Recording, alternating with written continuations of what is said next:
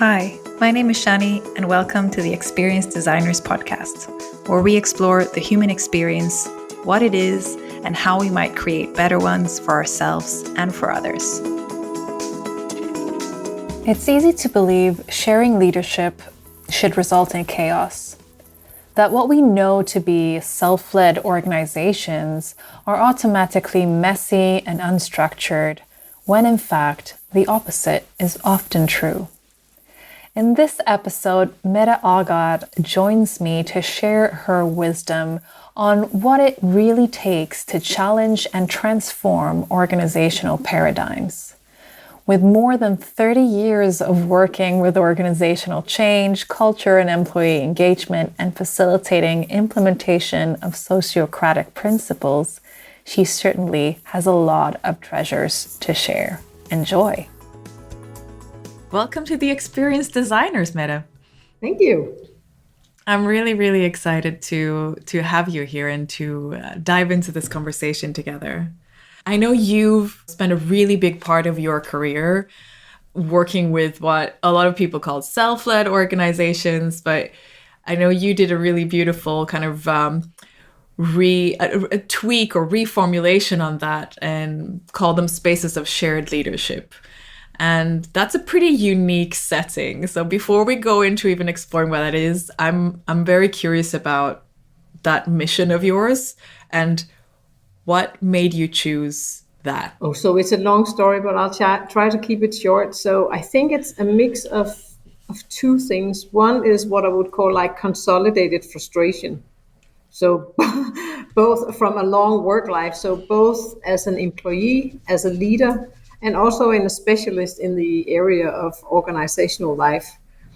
And I guess a lot of people can recognize some of these frustrations. So it's as a leader, it felt like at times I was a little bit alone with trying to solve some of the challenges that often occur in workplaces when people of different personality types and so forth have to work together. So you had these engagement surveys, and it always came out that people were either lacking information or felt they had too much in their inbox. They either felt that, we spent too much time together or too little time together. And it was like these kind of like all these preferences running around that it was just impossible to make everybody happy and satisfied. And not to complain about being a leader. I've been it for more than 20 years. I loved it also. So that was one. And as an employee, it was all this kind of like what I would call corporate theater. So all these things that big workplaces do because, well, apparently they think they need to do it. And as an employee, you sit there, you smile, you nod when you have to, and inside you think this doesn't really make sense. And well, here we go, here comes another strategy. And if the leadership says we have to be courageous, then we'll be courageous. If they say we have to be innovative, then we'll be innovative. So all of these things. And then as an organizational life kind of specialist, and I think that was the key frustration, I kept on seeing the same dysfunction surface. So you would work on one dysfunction, for example, people being extremely demotivated or kind of losing sight of the overall meaning of it all. And you would solve it over here. And then 2 months later, it would pop up over here. You would then solve it over here. And then 3 months later, it would pop up over there. And I kept on working on these dysfunctionalities until I all of a sudden realized it's not the people in the system that's the problem, it's the system itself. And once I had that realization and it echoed so well with me, it resonated so well with me, I just couldn't let go of the desire to go for a hunt for a better organizational model. So that's what kicked me off. That was one thing. And the other thing is like, I'm not a future scientist and I can't see into the future, but if you just look into some of the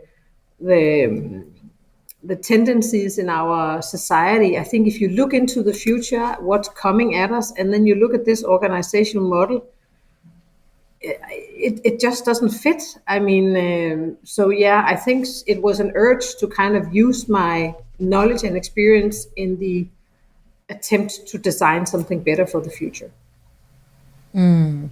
I love that. And I love what you're highlighting around the system being the problem because people have infinite potential, right? We can be anything given the different settings. It was super hard for people to kind of feel that they were responsible for the dysfunctionality. So, I mean, I've also been a coach for many years, and I've had leaders sitting in my chair feeling that it was their responsibility to solve it all. And I've had employees who felt guilt or shame or fear that they couldn't perform well enough in these systems. So I think it's also a tall order to ask people to bear the responsibility of an organization not really working well on their shoulders and on their shoulders only. I like that, and it makes a lot of sense.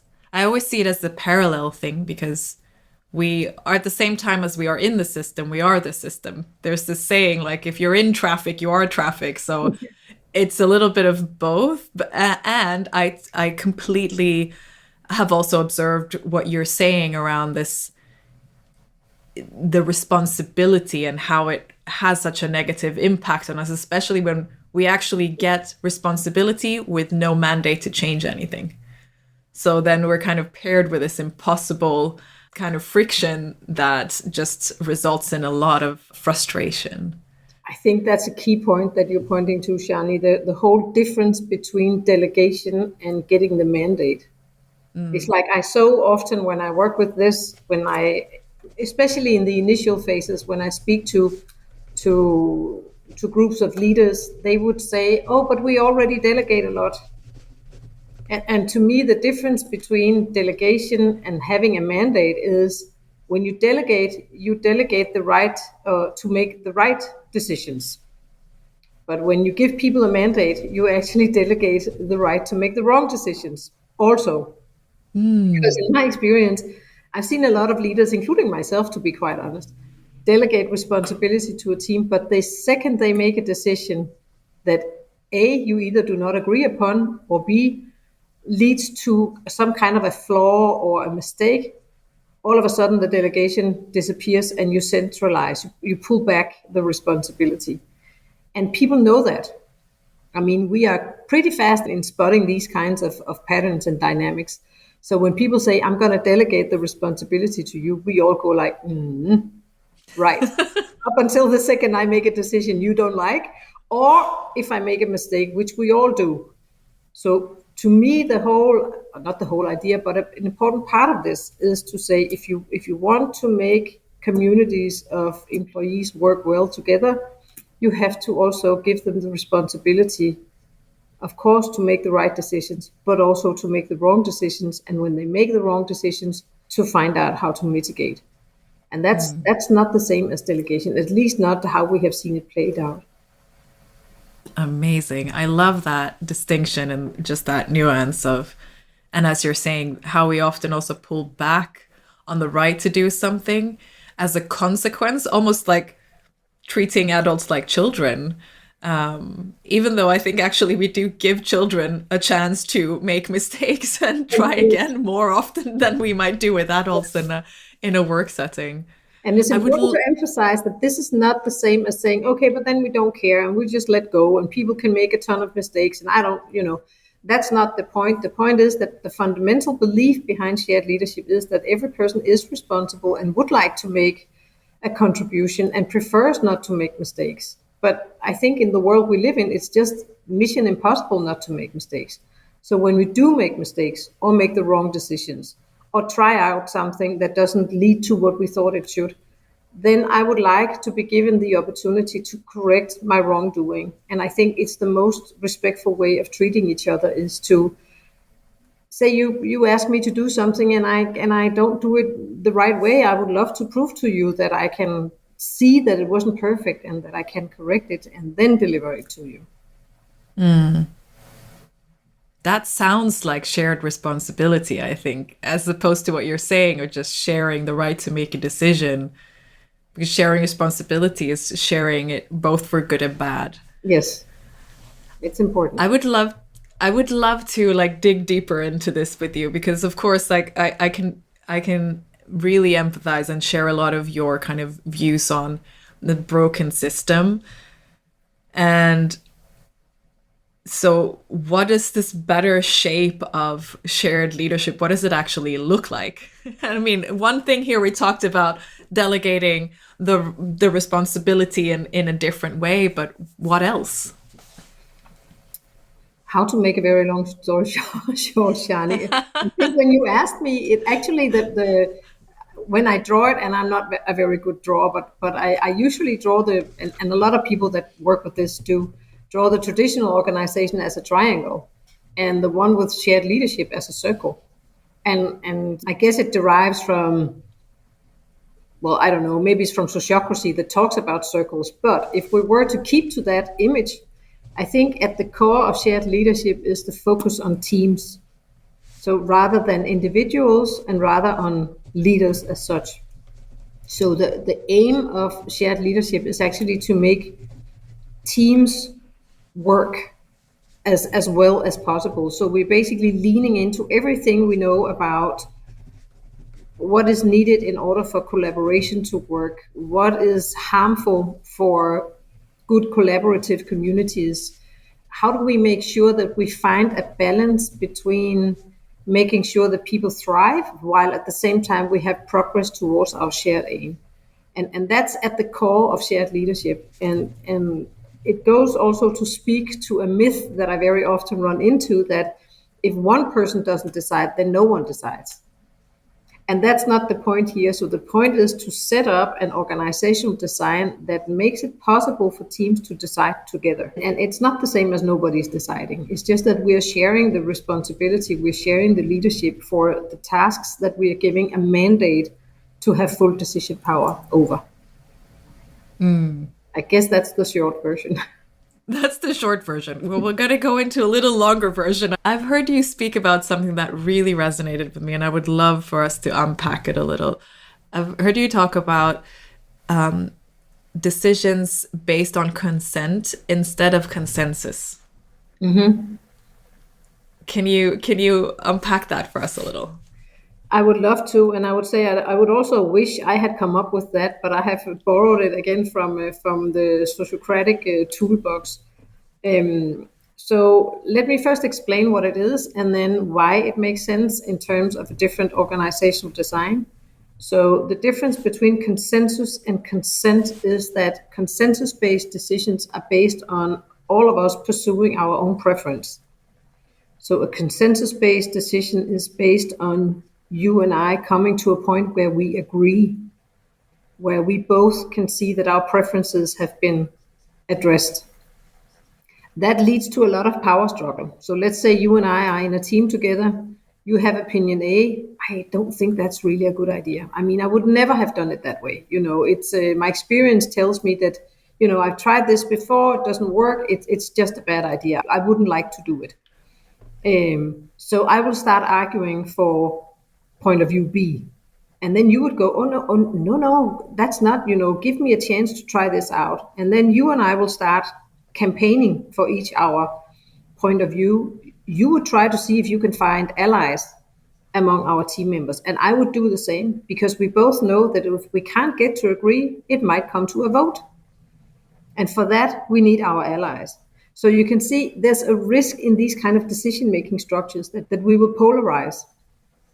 And we want to find a decision-making model that can actually bridge my experience with your point of view. So instead of saying to people, okay, go for your preference, we say, what would happen if we expand the zone of preference into what we call the zone of tolerance? So I might not fully agree with what you're doing, but instead of campaigning my own point of views, I would actually go into a completely different process together with you and the rest of the team. Because you would not ask for me to agree, you would ask for me to consent. And that means that you and I will start looking for, is there anything about your proposal that would harm our shared aim? Is it dangerous for our team to try out what you are suggesting?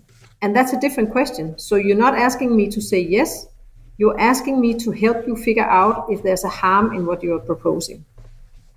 And then I might not fully agree, but if there's no harm, or if there is a risk that we can kind of contain, you would get my consent. So we have these three questions, again, from the Sociocratic toolbox. We would say, is it good enough for now? Is it safe enough to try? And can we change it if it doesn't work? And good enough for now doesn't mean that we will decrease our ambition level. It just means Shani actually did her homework. She did consult people who would be impacted by this decision. She did research whether it's, is it allowed? I mean, is it in compliance with laws and stuff? So provided you have done that, is the risk that we consider is attached to this proposal? Can we contain it? So is it safe enough? And then if it turns out not to work exactly as you think, then we can change it, adapt it. So it's a kind of decision making that first of all takes all the ego drivers out of the discussion, and it kind of like makes a lot of power struggles evaporate, because it's not about me trying to convince you or you trying to convince me. It's about us together figuring out, is there in harm in what you're suggesting? And if not, we would salute you for your initiative, and we would experiment with trying something new, because we are convinced it will provide some learning. So that's what consent-based decision-making is. And if you look into shared leadership, so a key principle in shared leadership is we want to distribute power. So we don't want to produce the feeling of feeling powerless. So consent-based decision-making is about distributing the power so that we together make decisions that would enable initiatives and action rather than promote power struggles and keeping a few knowledgeable or influential or very outspoken persons in a position of feeling powerful. That was a long answer, Shani. No, that was amazing. I think it's really interesting. And I want to pick up on something else that I heard you say, which, I mean, I also know to be focused in a lot of shared leadership, which is, you talked about a shared aim and kind of pivoting this focus from who has the power to what are we doing, and like, exiting the ego from the equation and making it about the task. What else can we learn about this kind of principle of focusing on the shared aim rather than our individual interests, whatever else it is? It's super hard because it's not what we've been brought up to do. So, I mean, it's not a new thing to say that the organization should be purpose-driven. The thing is that sometimes kind of get lost in translation. So the whole thing about shared leadership is that we look into some of these principles, of which I have defined 6 in the book that I've written. And the whole notion is that these are fine principles, and we have, appealing views upon what we believe is true about humans. But if we do not install some structures and processes around it, we will just swap back into our habitual thinking. So we need structures and processes to help us get there. And so when we say aim first, it's basically not to introduce something completely new, because that's why we go to work. We go to work to make a difference together. But we use it as a design principle. When we, for example, establish a team, we don't necessarily look at, would you like to work with me or not? Do you and I have the same educational background? Where in the organization do we belong? And stuff like that. We look into, is our shared aim clear? So in order for someone to give us the mandate, they need to make the aim and the tasks clear. And us receiving the mandate, we need to have a very clear understanding of what the shared aim and the task is. Otherwise, we can't. We need that as a guiding tool for our decision making. So that's another reason why we like to work with consent-based decision making. It's focusing much more on, is the proposal at hand beneficial or harmful towards the aim, and not so much, is the proposal at hand something I like or I don't like. The latter discussion is actually not interesting at all. No. So we practice not asking the question, do we agree? Because we basically don't care. I really like that. And I think it also, what you were saying also emphasizes for me this idea of needing to actually replace one structure with another. Mm-hmm. I feel like in a lot of conversations, people perceive autonomous or self-led or sociocratic or whatever label we want to put on that type of organization as maybe more chaotic, free of structure. And actually, at least from my point of view, the more I've learned and engaged in learning in it, To the contrary, they're extremely structured and principle driven on a select few things. And on other things, there is a lot of liberty, but some things are very, very clear. And I think that's really interesting, just how does that help us drive, changing our behaviors? Because as you're saying, it's hard. We're all grown up in this like industrial era of work, which is pretty hierarchical, which is very product driven, which is quite ego and power driven in many ways. And coming into this is quite different. It's actually, which has surprised me a little bit, but it's actually, I find it easier to have people resonate with the values, the core principles, the kind of fundamental. We have this word in Danish called menneskesyn, and I never really found an English translation for it, but it's basically the fundamental beliefs we have about people, what we think is true about human beings or not. And those I find that it's fairly easy for people to identify with that. When it comes to the structures and the processes, then it becomes like real. It becomes tangible, and it becomes something you can integrate into your everyday work, which is a huge strength, because that's when you really start changing the way of working. It's not by talking about values and stuff. It's when it really comes down to the specifics. And maybe that's why it's more difficult. So people will go like, but isn't this a very structured way of, for example, conducting a meeting? And do you really need to facilitate it this hard? And do you really need to spend time clarifying what is the responsibility in your role and in my role? And I'm like, yes, that is actually needed, because it may feel cumbersome in the beginning, but once it's in place, we can see how it just makes decision-making processes much faster. People feel it's much easier to bring up ideas. Those being extremely extrovert feel that it's easier to listen. Someone like me who's extrovert, I've always been told my entire life, Mette, you have to learn to listen more. And I'm like, but I really want to, but it's difficult. So these structures, they do help me as an extrovert. And the introverts, they have time to think because they don't have to raise their hand and stuff. So there's a lot of structure in this. And I think everybody you talk to that has implemented or installed some kind of shared leadership would say two things. You need clear structure and processes, and you need to facilitate them. So I just had a conversation with a colleague of mine in an organization that's pretty advanced in this. And they said exactly the same thing to a group of leaders who interviewed her about, how to get this done. So you're right, there's a lot of structure. Yeah. I also like that you're pointing out something about roles. I've met this before also in facilitation sometimes, that when you actually give people a role, or when there's a clear way to kind of engage, then it actually, and it can feel a little bit artificial, but it actually gives people more space.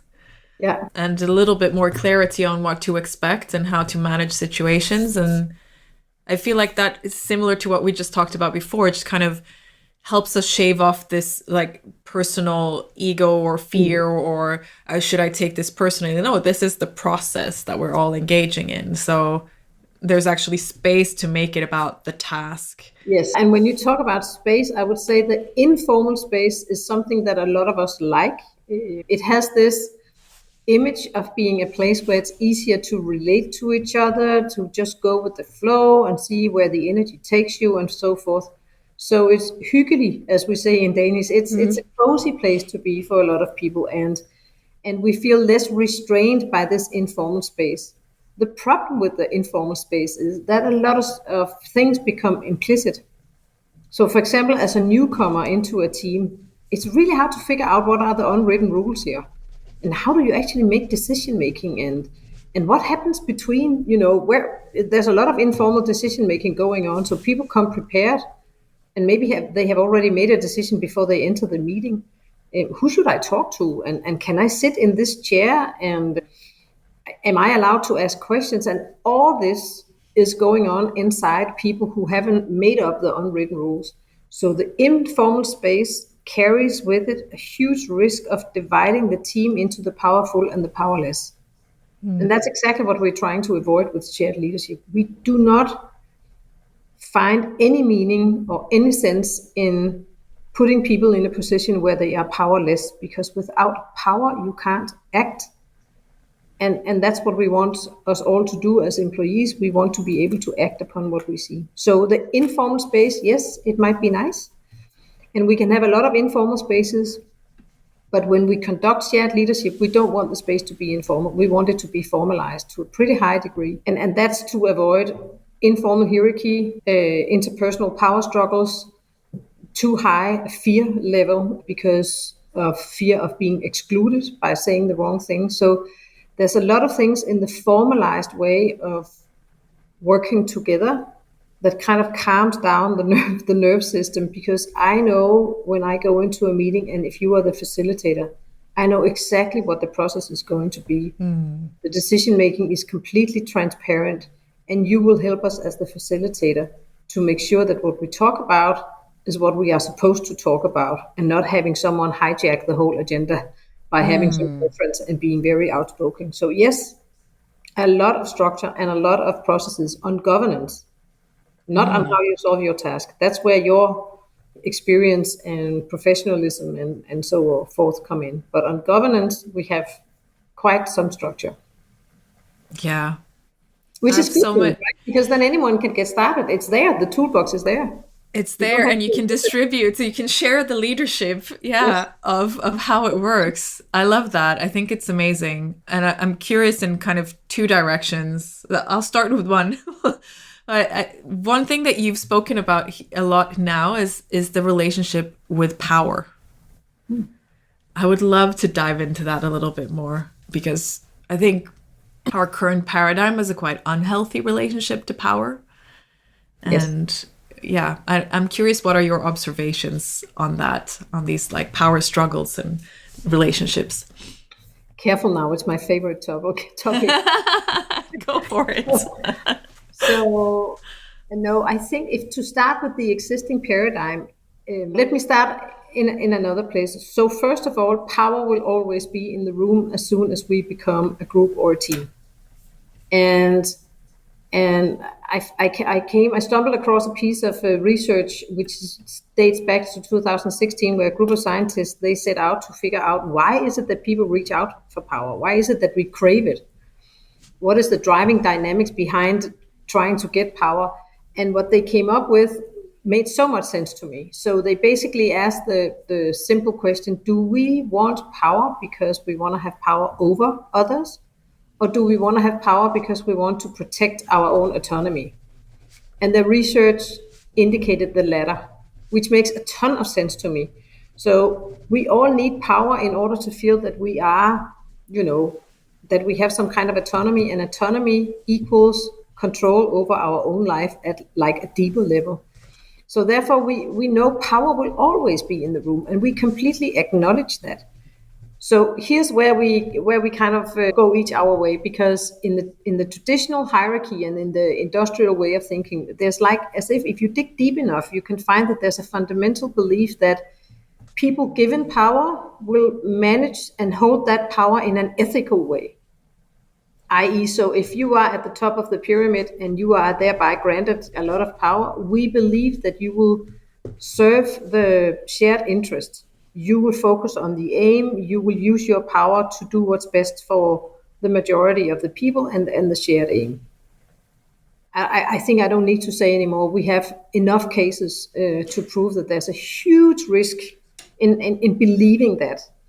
And so in shared leadership, we say, believing is one thing, knowing is maybe better. So what if we have a principle that says we want to distribute power so that everybody gets a little bit, and then we set structures and processes in place in acknowledgement of the fact that there will always be power in the room, but we don't want to just have one person having it and then believing that they will, manage it with power. And I think you can see, at a societal level, you have the split of power between the policymakers and the law, the justice, the law system, and so forth. So you see attempts to try to navigate around the fact that there's a risk of corruption and people becoming self-centered when they get too much power. We're basically just taking that acknowledgement one step further and say, let's install some mechanisms in the team so that we make sure that everybody gets a little bit of power. And I'm sure that there's neuroscience research going on that would indicate what happens to your brain if you feel too powerful over too long. And there's a ton of psychosocial experiments, among others, a guy called Dara Keltner from Berkeley University in California. He's conducted a ton of these, and they all show the same thing.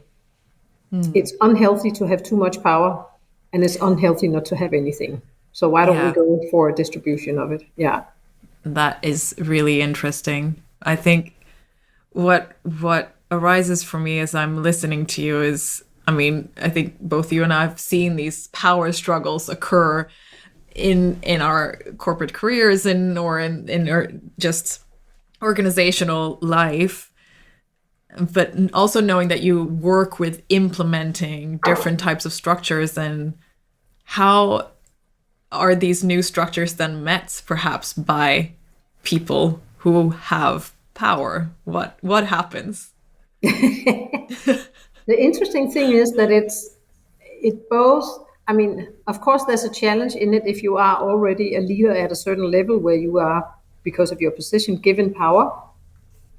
But there's also a lot of informal power already distributed in the organization. So for example, let's say I just finished my studies and I enter a workplace and there's somebody there with 25 years of experience.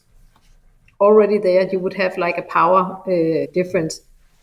So we would acknowledge that the person with 25 years of experience has more experience and should be listened to. But it doesn't mean that that person has the right to have power over this other person. And now I forgot your question. What was it? How do people meet it? No, I'm curious, like, do people meet it with relief, with resistance? Like what happens to those leaders who move from a traditional setting where the leader is supposed to have a lot of answers to this setting that you're describing, which feels like, I mean, it's a very different role that a leader plays within that paradigm. It is. And I think, and maybe I should try to systematize, I think on top of my mind, first of all, I am mainly invited in because there is a leader who really wants to, do things in a different way.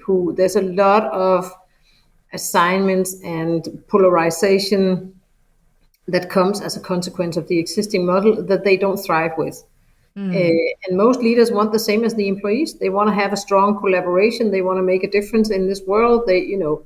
So I'm always invited in because there's a leader at a certain level in the organization who wants to try something new in order to improve things or enable the organization to meet the demands of the future. Then what I see sometimes is that while they resonate with the values and the fundamental beliefs and the thinking behind it, they are also in a process of change. So I've often come across the misperception that if you as a leader start a change process, people tend to think that you know exactly where you're going to end. And leaders are just as much in a change process as the employees are in this sense. So I find that where it works really well is where the leaders are able to show that vulnerability and that openness to say, I'm convinced that this is the right way to go. I don't know exactly where we're going to end. And I'm sure I'm going to, there's a lot of pitfalls and I will have like fallback mechanisms into old boss behavior and stuff. But help me, And the leaders that do that, they would find that already at the outset, there's a collaboration around this. But so that's one aspect. Another aspect is I think that a lot of leaders feel that they are like in a squeeze because there's a like general expectation that the leader knows everything that's going on in the team. And so when faced with that demand from higher in the hierarchy, they are afraid not to be good leaders anymore in the eyes of those higher in the hierarchy. So there's a potential dilemma between wanting to serve upwards and wanting to serve outwards in the organization. So what you think is right to do in your own organization and with your employees tend to sometimes conflict with what you are being confronted with of expectations higher up in the hierarchy. So I salute the leaders who try out small experiments with this, because it's not easy, because they are in the middle of a transition themselves and they have to manage expectations from above.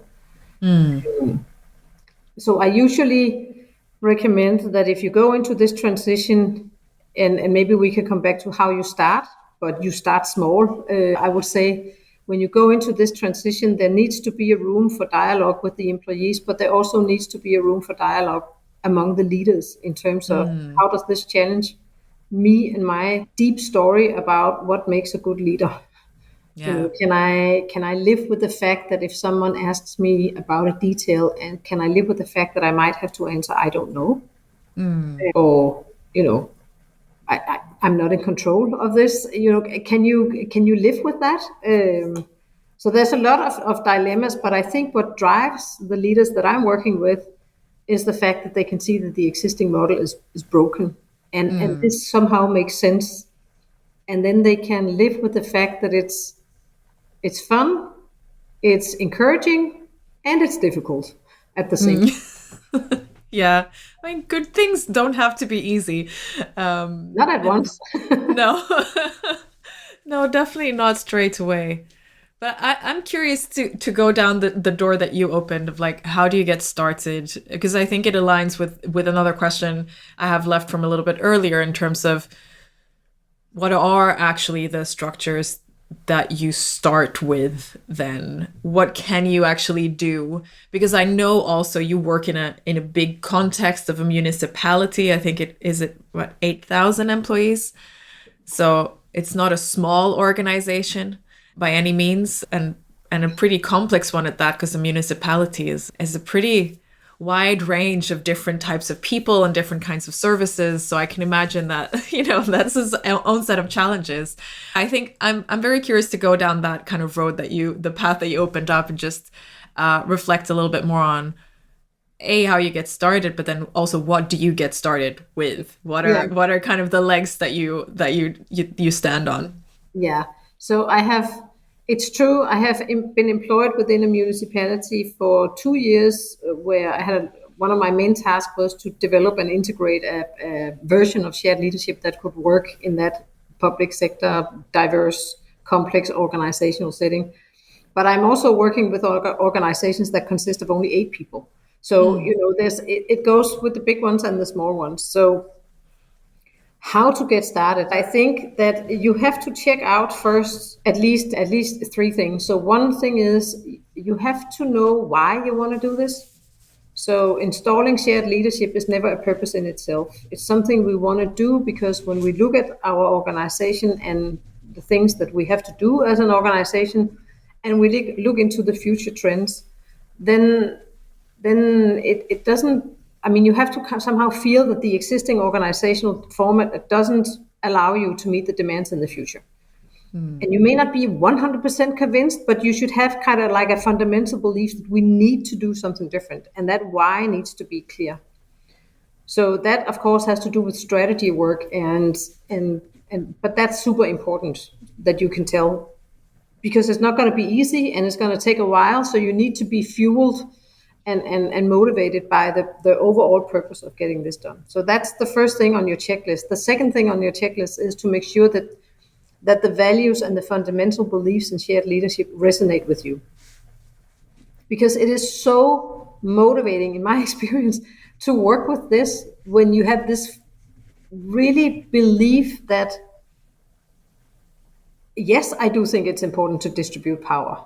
Yes, I do believe that it's important to put the team before the individual. Yes, I do think that it's important or a prerequisite to have a focus on our shared aim. And also the beliefs about human beings. I do believe people want to collaborate.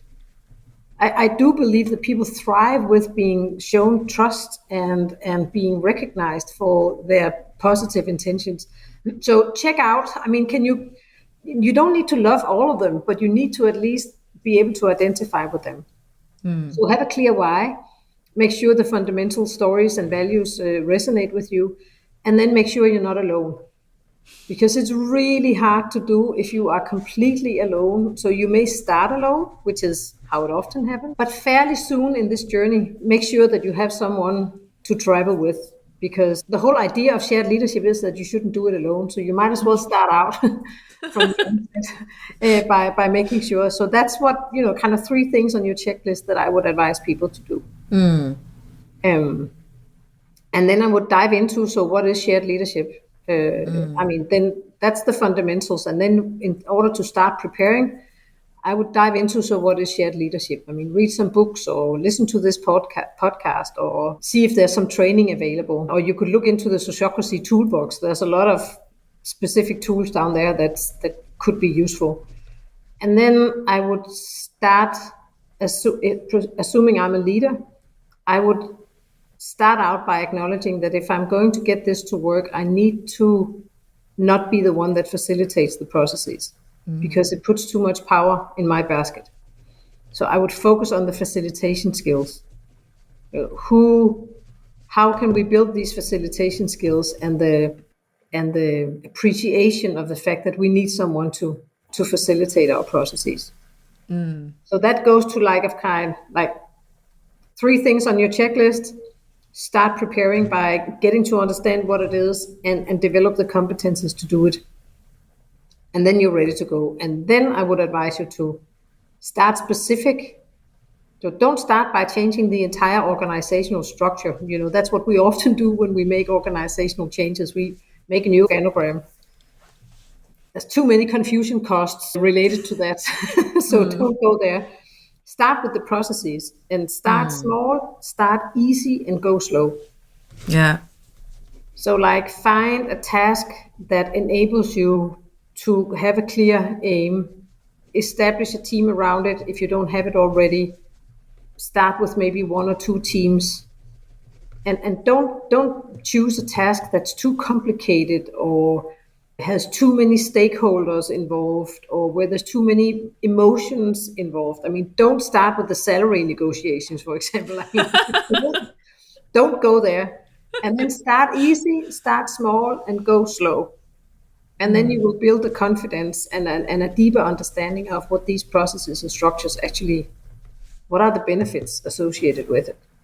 And then you can kind of so it's like a jumbo jet taking off, right? Kind of a long runway. Have patience, and then once you feel confident and you have a deeper understanding what it is, then you can really accelerate from there and include a lot more. I love that. Start easy, small, and slow. It's I feel like it goes against almost everything we learn in any big organization, where we always want to do it all at once and for everyone. And I resonate with that observation also from points of view of working with human-centered methods, which are also very much based in a lot of these principles that you talk about, making it about the other, the person that you're empathizing with, or the problem that you're wanting to solve, or not so much making it actually about even what the solution looks like. It's more about being in the process. And starting out with that is both exciting and really, really hard. It's quite confronting, I would say, to us as individuals sometimes, because I mean, I've personally had the experience of feeling like, oh, okay, I get to let go of my ideas here, or I get to let go of something, or I get to step aside. And it's not only breaking habit, it's also having this kind of different conversation with ourselves, I think, which usually is easier to practice small first and not go to the most biggest charge project. Yeah, and also in a safe environment where, when I worked in the municipality, I had this notion that don't campaign it. I mean, you don't need to tell a lot of people that you start doing this. I mean, don't campaign it, because it would just put the spotlight on you, and you actually need a safe space to try this out. So make like an internal promise to say, we want to do this because we want to be better at what we are supposed to do at this workplace, while at the same time we develop a workplace where we all really like to be and where there's room and space for everybody who wants to contribute. And then later on, you can start telling the world about what you're doing. But if you do that, I mean, and I see that, I think a lot is like you go out and you communicate your intention. We plan to do this, and this is in our strategy, and in 3 years we will be like this and this. And then people will start asking questions and demanding results. And you don't know in this process when the results are gonna evolve. And that's, I can hear my inner KPI enthusiast say, what are you talking about, right? But we do this because we do want to become better at what we do, while creating a safe space for everybody to contribute. And if we want to create that safe space, we shouldn't do what we normally do. And that is to put down like a milestone plan and asking ourselves to do better than we did before after 3 months and so forth.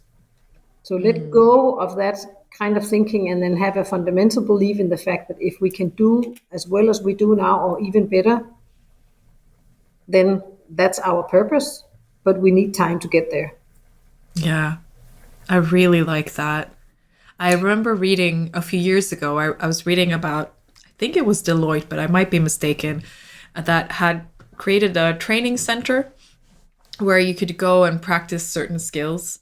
And you never got any like assessment on how well you did. You only got something for the fact that you went there and practiced. And I think that plays into what you're saying here also around creating that safe space where we actually feel it's allowed to be practicing something.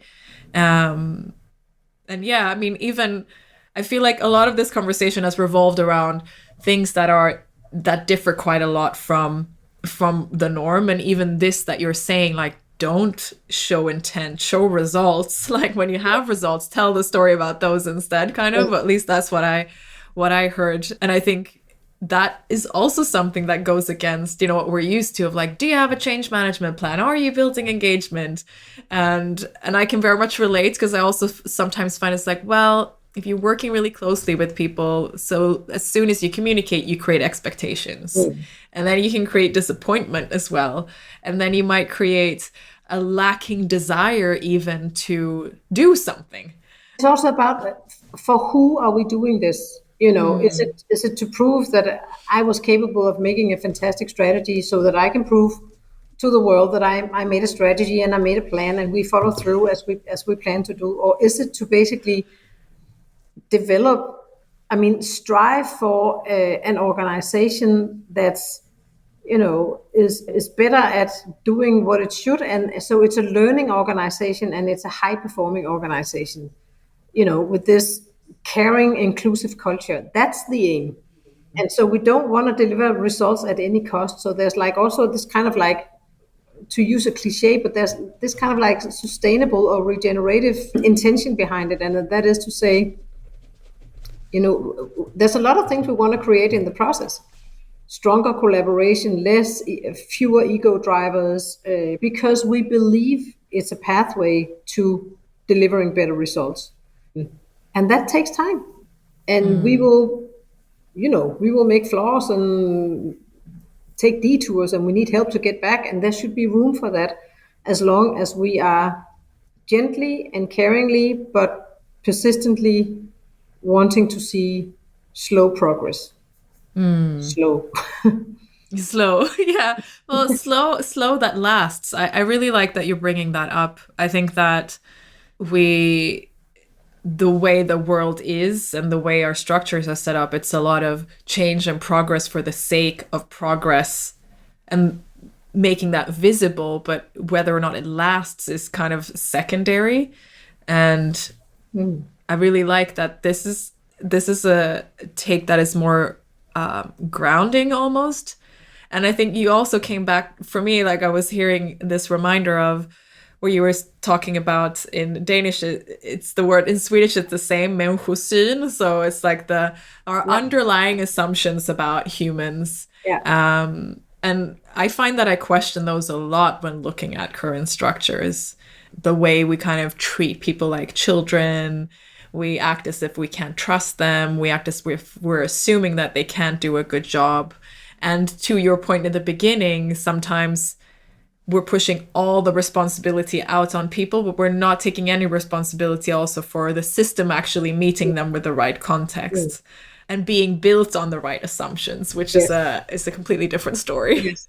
And what happens is that any modern leader, I mean, I don't think you would find anyone who would say otherwise than we have a trust-based approach to leadership, and people will go like, super, that sounds great.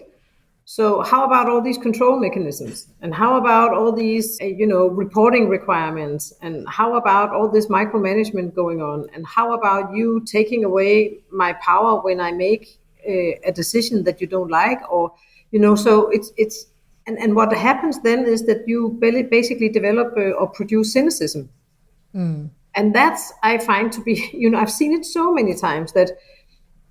And that's what I meant in the beginning about this corporate theater. So you have this, you like the words that people say, and there's nothing wrong with the words. The intentions and the words are all fine. The problem is when there's a discrepancy between what's being said and then what's being enforced in terms of structure and processes. I had a conversation today actually with a leader who wants to embark on this, and she's building an organization from scratch. And then she said to me, what am I going to say in a second where I have my employees coming to me and say, I want a raise. And now I'm going to tell you why. This is because I did all these fantastic things. And I'm like, yeah, but that builds on assumption that you have to fight for recognition, and yet you have to fight for getting a salary raise, and that your manager doesn't see you. So you have to prepare yourself like, down to the detail, and then you have to go and promote yourself, and nobody likes it. The employees, I mean, I never liked it as an employee. So what if you replace that structure with a different structure where acknowledgement is something you get a lot, and not only from your manager, and you make the salary policy something that is not the decisions on whether you should get or not get, maybe, but at least what kind of principles would we like our salary system to reflect? It's just a different way of going about it. And we have so many systems that are trust-based, and we want to collaborate, but you build in individual targets that justify or do not justify that you should get individual benefits. It was the worst year for me as a manager. It was when people had to get that bonus. Oh my goodness. Yes, I've had the same experience, and I still remember when I managed the team, and I remember going to my own manager and saying, this is all wrong, because some of these people, they're not even in the right place. They didn't even get to choose to be on this team. No. They didn't even have a relevant choice of tasks to do. I mean, the fact that they're here and they're smiling and they're doing their best, I think it's amazing. Like, some people would have given up, and they're not. They're here. And here we are judging their performance, but we're not taking any responsibility in the system. As an organization, we're not looking at ourselves and going, have we provided the right context for this person to grow? Do we know what their skills are? Have we given them the right opportunities to actually exercise those? No, there was no, in that whole dialogue, there was no responsibility taken from the organization side to look at like ourselves, including if you're a leader, then you have a little bit more influence, or you have a part in the conversation. What are we doing differently? No, we're all just following this strange process, which is based on also the idea. I mean, I struggle with that idea as an underlying assumption that you can be a high or a low performer, for example. It's one of those pre-assumptions that we carry into this change. So, for example, I very often get the question, so Mette, what if you establish a team where you have shared leadership, and then Joe doesn't contribute as much as Sue does? So think a while about that question.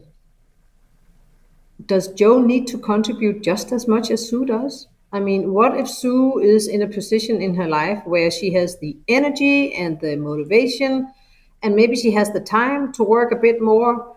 Maybe Joe is doing a fantastic job at what he's doing, but he's not contributing maybe the same amount of hours, maybe doesn't take an initiative as often, but he's a valued and important member of the team.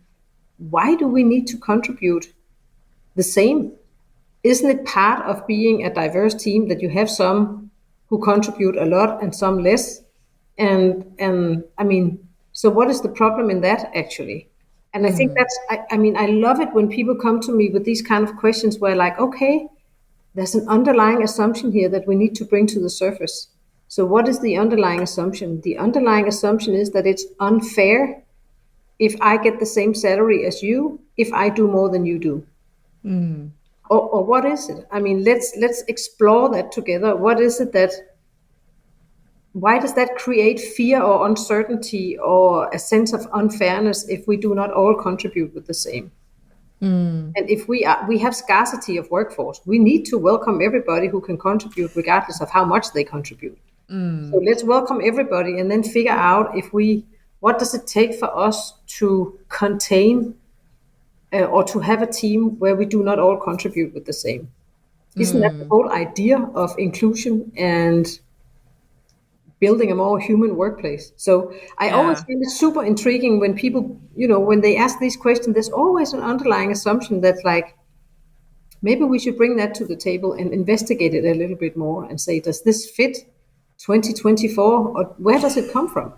Yeah, I love that. I think that's this notion of, is this the right question? Like, does it need to be fair? Is it really that we're striving for? Is it something else? Is such a good perspective and lens to bring with us when we explore these things? Is as same as you. Is it relevant? And also, I think we tend to look at things very linear, but even a project is cyclical. Maybe Joe doesn't contribute as much now, but he will further down the line on the project, and then another person will contribute less, and it will be something different. Yeah. So yeah, I agree. I think there's a lot of assumptions to challenge. And it's so interesting because also, like you said, does it need to be fair? I mean, what is fair? Is it fair to ask of Joe that he should do more than he's capable of? And is it fair that we as a team actually promote him turning in a sick leave because he's stressed? Is that fair? Or is it fair to say, if we want to offer people equality, we need to work with equity, i.e., people need to be treated differently in order to feel that they are equally included. So yeah, you get the drift. It's like kind of like there's so many interesting fundamental beliefs behind this and it's not to say that we should sit down and discuss philosophy and fundamental beliefs on a daily basis.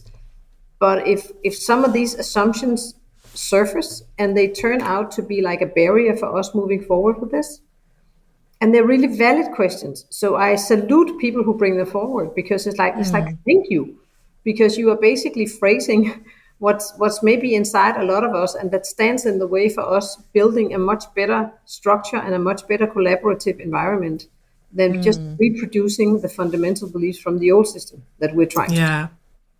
I love that. I taught a class yesterday on culture, and there were a lot of questions, and to some I actually just answered a little bit similar to what you're saying. I don't know, but I think it's good that you're asking.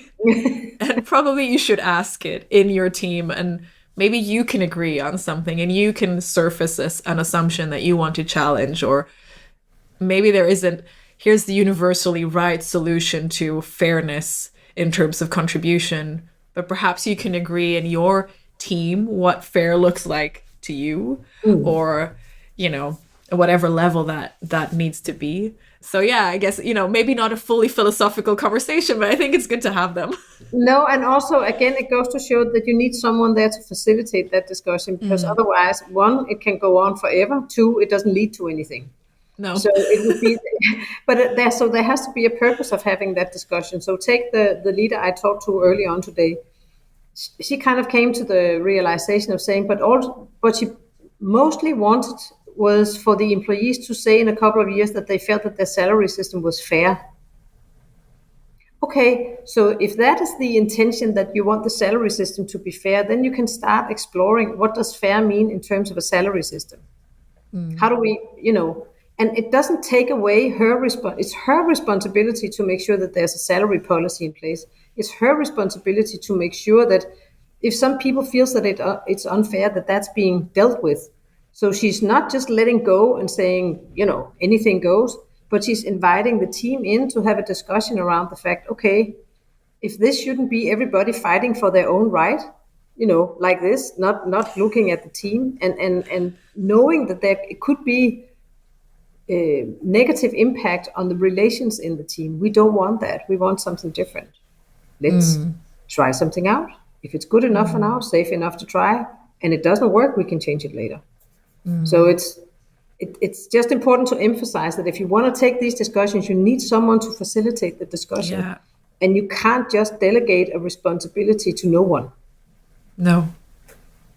So again, structure, processes. Structure, processes. Yeah, and I love that what you're describing also feels very unifying because it's about shared aims rather than individual interests. It's just a very nice contrast to the reality that a lot of people actually live in at work. Sadly so. Today. Yeah. As just a last question, I'm very curious because you obviously been on a journey with this. This is what you do, what you live and breathe. What have been the biggest learnings for you in your leadership, in your co-workership that you have kind of practiced? That's a tough question. The biggest learning, I actually don't know, so I'm just going to go with what falls. Yeah, whatever falls into your head. It sounds so banal that you're going to think that my starting point was completely off, but what comes to my mind is the fact that very often I have found that you tend to distinguish very much between leaders and employees. And I found that to be an even stronger storyline or narrative in the public sector, where you have, extremely formalized meeting formats with the A side and the B side, as they call it, right? So this risk of polarizing employees on one side and leaders on the other side. And what I have found after being a leader 20 years myself, but also after having been a leadership coach for many years, is that the difference between leaders and employees is, when it comes down to it, we're all human beings who want to make a difference, who want to contribute, who wants to do our best, who wants to collaborate, and who hates being in an environment of fear. And so deep down, we're just all the same. And I think there's way too much focus on the individual leader. The leader has to do this and has to do that. And I'm like, but what about the community or the team? I have been in positions as a leader where I have been scared stiff because of things that the employees did, and feeling extremely lonely and scared in terms of, am I good enough? And I think that fundamental dynamics are the same in all of us, regardless of whether you are a leader or an employee. So my deep wish is for us to build bridges between, regardless of what position you have. Let's focus on what we have in common.